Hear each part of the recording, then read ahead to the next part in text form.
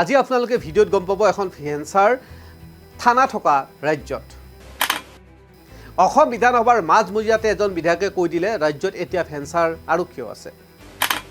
আৰু এই ভেঞ্চাৰ আৰক্ষী থানাত 1.5 লাখ টকালৈকে লয় গছৰ দিবলৈ গলে আৰক্ষীৰ ৰূপত একাংশ দালাল বহি থাকে আৰু তেওঁলোকে কেৱল টকা উপাৰ্জনৰে আহিলা হিচাপে লৈছে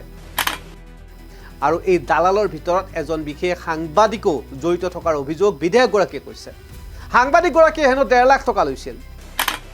এবোৰ সাংবাদিক নহয় দে আৰ ব্ল্যাকমেলাৰ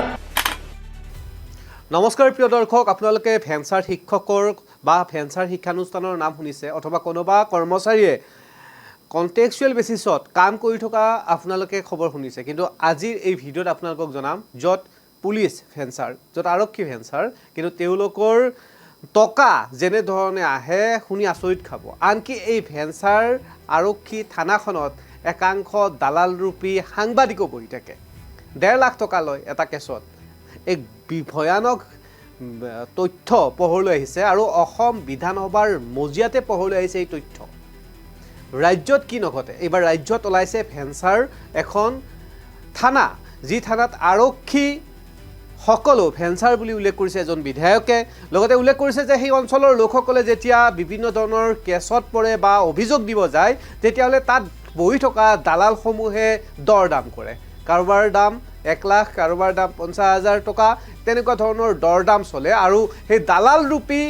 ব্যক্তিসকলে চলাই আছে সেই এখন থানা এজন বিধায়কে নিজৰ সমষ্টিত চলি থকা এই ধৰণৰ কুকাণ্ডৰ কথা পোহৰলৈ আনিলে অসম বিধানসভাৰ মজিয়াত এতিয়া প্ৰশ্ন উত্থাপন হয় যে অসমৰ গৃহ বিভাগ অসমৰ ডিজিপি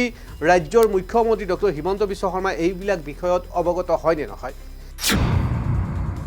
কলগেছিয়া থানাৰ ওচৰতে এখন ভেঞ্চাৰ থানা আছে আৰু সেই ভেঞ্চাৰ থানাখনত বহি থাকে দালাল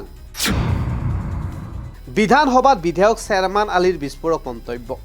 অসম বিধানসভাৰ মাজমজিয়াত এনেধৰণৰ উত্থাপন হোৱা বিষয়বিলাকৰ ওপৰত অসম আৰক্ষীয়ে তাৎক্ষণিকভাৱে ব্যৱস্থা লোৱাৰ খুবেই প্ৰয়োজন আহি পৰিছে ভুৱা MBBS আমি দেখিছোঁ ভুৱা DC দেখিছোঁ ভুৱা SP দেখিছোঁ এইবাৰ ভেঞ্চাৰ এখন থানাত একাংশ দালাল ৰূপী ভুৱা আৰক্ষী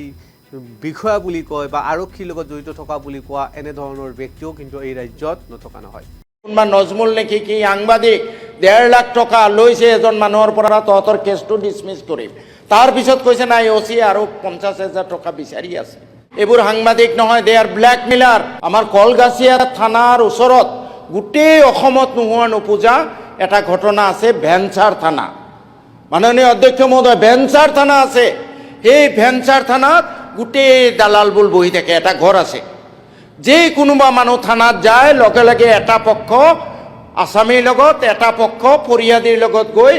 কয় আমি তোমালোকৰ এটো মাৰি দিম ওসিৰ লগত গৈ বহে 5-10 লাখ টকা লয় তাৰে কিছু টকা সেই দালালবোৰে পায় আৰু বাকিখিনি ওসিয়ে হজম কৰে মোৰ এতিয়া সন্দেহ হৈছে এই যে মই অগাষ্ট হাউচত কোৱাৰ পিছতো একো একশন যে নহল সেই সপ্তাহটোৰ কিবা ওপৰলৈও আহে নেকি এটো মোৰ সন্দেহ হৈছে মাননীয় অধ্যক্ষ মহোদয় আজি এই পেপাৰত ওলাইছে দৈনিক জনমভূমিত এই কথাবোৰ আজি সোশ্যাল মিডিয়াত পাব্লিছ হৈছে ভিডিঅ মই বক্তব্য ৰাখাৰ পিছত ডাইৰেক্ট কৈ আছে কোনবা নজমুল নেকি কি সাংবাদিক 1.5 লাখ টকা লৈছে এজন মানুহৰ পৰা তহঁতৰ কেছটো ডিসমিস কৰিম তাৰ পিছত কৈছে নাই ওসি আৰু 50,000 টকা বিচাৰি আছে মই কালিও এসপিৰ লগত কথা পাতিছোঁ যে ভাই at any moment make a sudden visit ৰাতি 10টা-11টাত যাওক থানাত কিমান মানুহ আপুনি দেখা পাব কিছু পলিটিক্যাল এক্টিভিষ্ট কিছু নামধাৰী সাংবাদিক এবোৰ সাংবাদিক নহয় দে আৰ ব্ল্যাকমেলাৰ আছে 4-5 জন কিছু সুদৰ কাৰবাৰী মাননীয় অধ্যক্ষ মহোদয় কলগাছিয়াৰ অৱস্থা এনেকুৱা যে আপুনি চকু মুদি যদি এটা হিলগুটি মাৰি দিয়ে নহয় কোনবা দালাল নাই বা কোনবা সুদৰ কাৰবাৰী মোৰ ওপৰত পৰিব আজি মই ৰাইজে নিৰ্বাচন কৰা প্ৰতিনিধি হিচাপে এই কথাবোৰ ইয়াত উত্থাপন কৰাৰ পিছতো আজি একশন হোৱা নাই মই অত্যন্ত দুখ পাইছোঁ মাননীয় অধ্যক্ষ মহোদয় শেষ কৰাৰ আগতে মই আৰু আপোনাৰ 3.5 মিনিটৰ এতিয়া 6 মিনিট হ'ল গৈ হৈ যাব স্যাৰ কলগাছিয়া SDC অফিচত